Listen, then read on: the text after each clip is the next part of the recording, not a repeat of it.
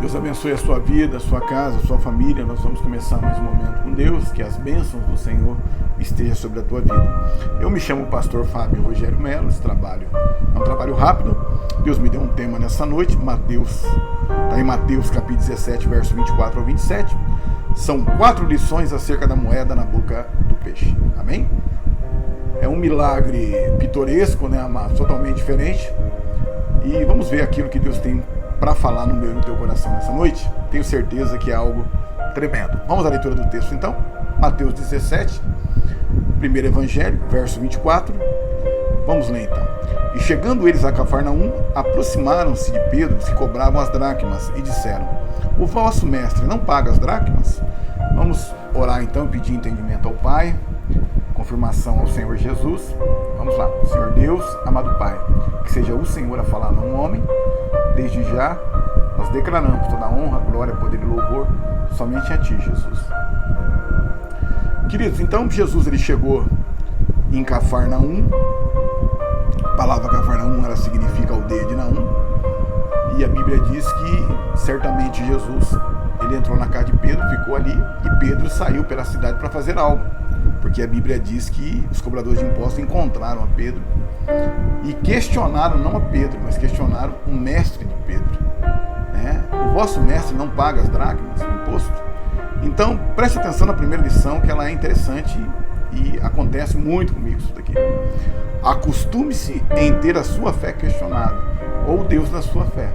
Quantas são as pessoas que não chegam, até pastores, até crentes, homens, mulheres de Deus, e perguntam: mas será que Jesus vai ter coragem de lançar alguém que é honesto, alguém que paga suas dívidas, alguém que ajuda os pobres, alguém que não faz mal para ninguém? É no inferno? E a resposta é sempre a mesma. A salvação ela não é por obras, ela é pela graça de Deus. Ela é em nós reconhecermos aquilo que Jesus fez na cruz do Calvário, pelos nossos pecados.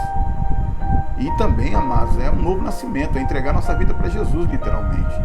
Principalmente se arrepender dos nossos pecados e nascer de novo na presença de Jesus, na presença do nosso Deus. E quando não é essa, é a campeã de todas, amados? É a questão do dízimo. Deus não precisa de dinheiro, não precisa, mas a casa dele precisa. Onde é que está escrito? Está lá em Malaquias capítulo 3, verso 10, 2 Coríntios capítulo 9, verso 6 e 7, está lá em Êxodo capítulo 25, está lá no livro de Lucas 6,38, está lá em Hebreus capítulo 7, a partir do verso 4. Então tem vários textos, mas muitas vezes os descrentes fazem questão de questionar para se justificarem na mente deles, é verdade, o porquê que não querem servir a Jesus, porque junto de servir a Jesus, a palavra de Deus, vem a cruz que Jesus carregou, que está sobre as nossas vidas também, que é a cruz da santidade, da obediência à palavra do Senhor, não é verdade? E agora o verso 25, olha só. Disse ele: sim. E entrando em casa, Jesus se lhe antecipou, dizendo: que te parece, Simão? De quem cobra os reis da terra os tributos ou o censo? Dos seus filhos ou dos alheios? Então, Pedro aqui é gerado uma dúvida no coração dele. É interessante que realmente ele não tinha visto Jesus pagar esse imposto. Então ele faz o quê? Ele volta para casa para perguntar para Jesus. Só que quando ele entra, Jesus se antecipa a ele, e faz essa pergunta: de quem cobra os reis da terra os tributos ou o censo? Dos seus filhos ou dos alheios? É claro, amados, que os reis cobravam os impostos para manutenção do palácio, do reino, de toda a máquina, não é verdade? Não cobrava dos filhos, cobrava dos alheios, Então Jesus aqui ele está dizendo: eu sou filho de Deus, o imposto é para a casa do meu pai, então eu estou isento. Então, segunda lição, preste atenção em algo aqui, guarde no teu coraçãozinho, porque isso acontece muito na nossa vida. Não deixe nenhuma ideia, pensamento ou questionamento de descrentes abalar a tua fé. Pedro, o que ele fez? Imediatamente foi perguntar para Jesus. Então, coloca o joelho no chão, pergunta para Deus,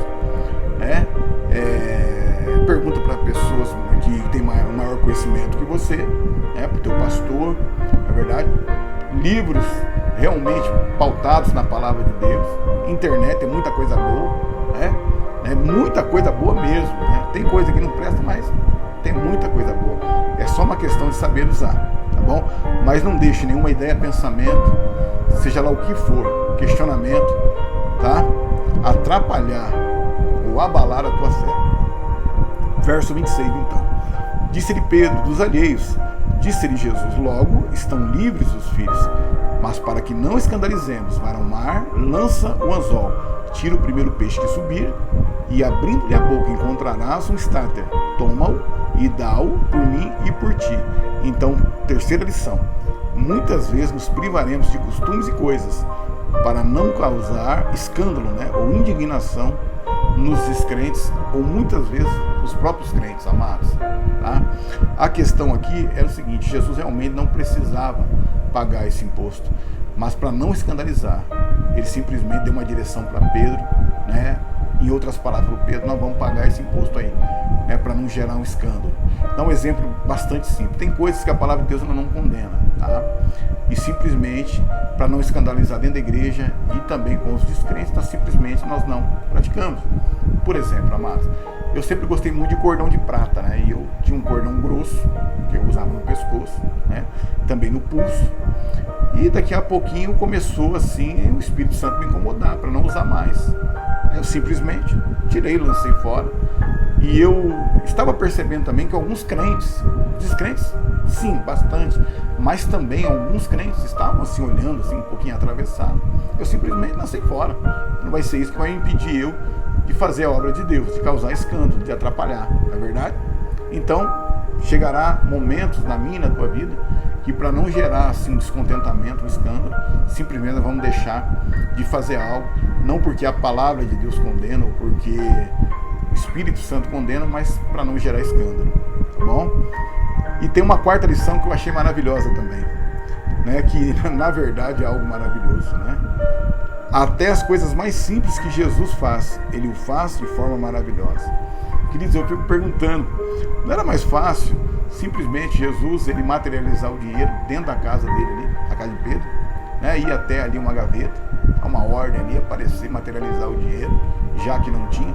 Quem sabe, Judas estava lá, mas não tinha o dinheiro naquele momento, ou então Judas não estava, e Jesus dá essa direção totalmente diferenciada para Pedro, não é verdade, amados?